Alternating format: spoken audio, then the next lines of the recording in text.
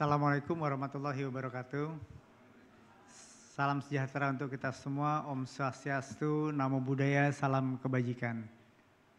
Yang saya hormati Pak Nurdin Tambubolon sebagai founder dan pimpinan dari Anti-Corps.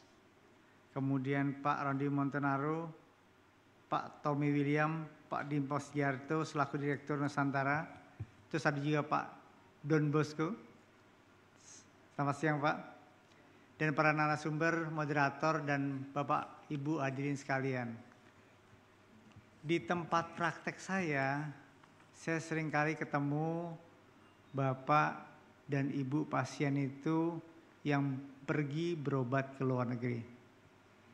Iseng-isengan saya tanya tuh, kenapa senang berobat ke luar negeri? Ada yang jawabannya karena lebih murah. Terus ada juga yang jawabannya karena lebih ramah pelayanannya. Dan ada pula yang jawabannya sekalian liburan sekaligus cek pemeriksaan kesehatan. Medical check up di luar negeri. Bapak dan Ibu sekalian, di tahun 2023 kita melakukan survei. Dan survei tersebut menunjukkan bahwa 1 dari 1.000 rumah tangga di Indonesia pernah melakukan medical check up di luar negeri. Dan berapa biaya yang dikeluarkan? Lebih dari 200 triliun rupiah setiap tahun. Itu survei yang kita lakukan. Bapak dan Ibu, ini bukan soal ekonomi, tapi ini adalah soal kepercayaan kepada fasilitas kesehatan yang ada di tempat kita. Saya tahu ada 168.000 dokter umum, 73.000 dokter spesialis, ada lebih dari 5.000 rumah sakit di Indonesia, tetapi masih ada juga pasien-pasien yang berobat ke luar negeri. Ini adalah tantangan buat kita semua dan menjadi tolak ukur buat memperbaiki diri ke depan, sehingga pasien lebih percaya kepada fasilitas kesehatan yang ada di tempat kita. Melalui 6 pilar transformasi yang sudah kita lakukan, kita berusaha untuk memperbaiki pelayanan kesehatan dari sisi kualitas teknis medis. Tetapi kita juga melakukan perbaikan dari sistem hospitality, keramah tamahan, dan yang paling penting adalah biaya yang lebih efisien dan lebih efektif. Itu yang kita perbaiki di dalam transformasi kesehatan yang kita lakukan. Akses dan mutu merupakan kunci dari perbaikan fasilitas kesehatan di rumah sakit yang kita punya. Melalui program PHTC, pemerintah membangun 66 rumah sakit di daerah terpencil di 27 provinsi. Jadi dibangun rumah sakit, ada yang di Sulawesi Selatan, ada yang di Kepulauan Riau, ada yang di Kalimantan dan sebagainya, di Maluku Utara dan sebagainya. Itu yang penting yang kita sedang lakukan. Dan kita membangun juga ada 32 rumah sakit yang kita jadikan sebagai rumah sakit wisata medis. Jadi di dalamnya selain orang itu berwisata, dia juga dapat melakukan pemeriksaan kesehatan.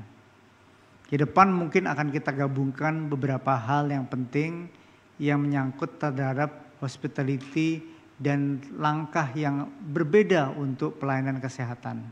Sebagai contoh, kita mengawinkan pengobatan tradisional dan pengobatan modern. Ini kita rintis dengan pusat pengembangan herbal di Tawangmangu dan Rumah Sakit Sarjito di Jogja.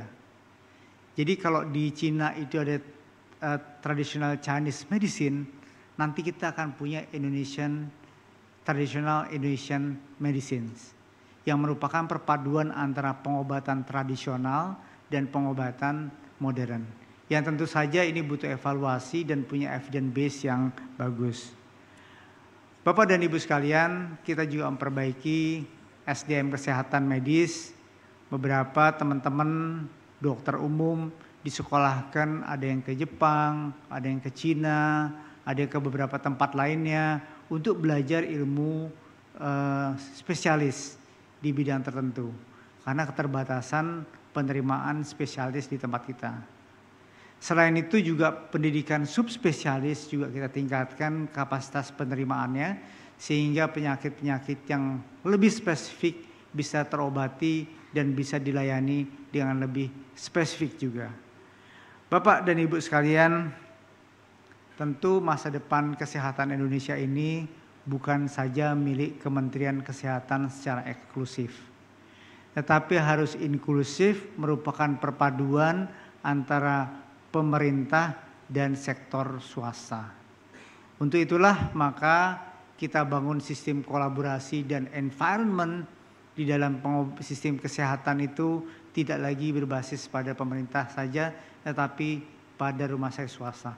Bahkan kalau bapak-bapak dan ibu-ibu ketahui, rumah sakit swasta itu jumlahnya lebih banyak daripada rumah sakit pemerintah. Begitu ya Pak Iing ya? Lebih banyak daripada rumah sakit pemerintah. Saya mengapresiasi apa yang diselenggarakan oleh Nusantara TV yang telah menyelenggarakan Indonesian Forum Health Forum 2025 dengan tema Healthier, Stronger, and Better. Nah, ini bukan forum yang merupakan cita-cita saja, tapi nanti akan lahir diskusi, akan lahir langkah strategis, akan lahir pengetahuan edukasi medis yang akan membawa dampak kepada masyarakat secara langsung. Mari terus bergerak bersama menuju transformasi kesehatan yang lebih baik sehingga kita dapat membuktikan bahwa kita bukan hanya mampu sembuh tetapi juga mampu memimpin. Sebelum saya akhiri pidato saya, karena tadi Pak Narto menyampaikan pantun, maka saya katanya wajib menyampaikan pantun juga di sini. Buah mangga manis terasa, dikupas segar di pagi hari. Sehat bersama kita jaga, Indonesia Health Forum bersari. Terima kasih. Assalamualaikum warahmatullahi wabarakatuh.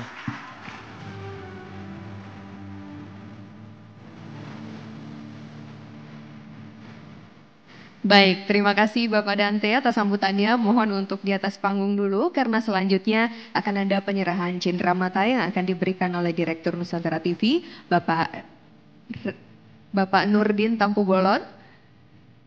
Kami persilahkan untuk naik ke atas panggung Bapak Nurdin untuk memberikan cenderamata kepada Bapak Wakil Menteri Kesehatan Republik Indonesia, Bapak Dante Saxono Harbuono.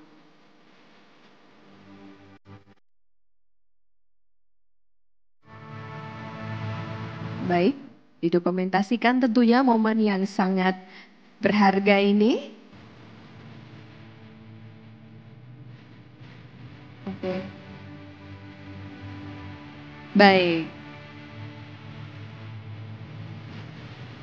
Sudah cukup? Oke, terima kasih. Terima kasih Bapak Dante, Bapak Nurdin. Kami persilakan untuk kembali ke tempat duduknya masing-masing. Dan untuk itu Bapak Ibu